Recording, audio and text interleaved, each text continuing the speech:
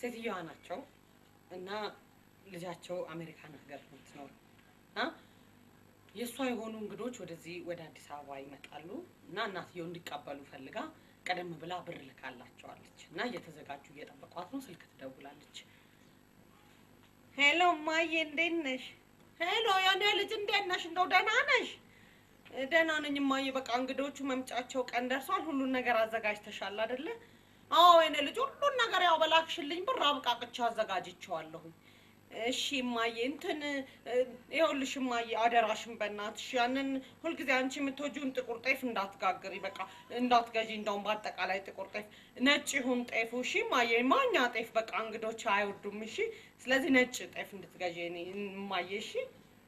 አየኔ ልጅ እንደ ያላክሽው ብር እኮ አንሶኛ አሁን የጤፍ መግዣው የቀረኝ 500 ብር ነው በ500 ብር ደግሞ እንደው ማኛ ጤፍ መግዛት እኮ አስቸጋሪ ነው የኔ ልጅ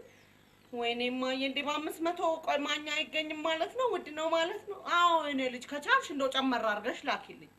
ወይ ማዬ አሁንም አሜሪካ ኑሮ ውድ ነው እንዴት አድርጌ ልክልሻለሁ ባይሆን በቃ በ500 ብሩ ማኛ ጤፍ መግዛት ካልቻልሽ ለምን በቃ በ500 ሰርገኛ ግዢ እንጂ ማዬ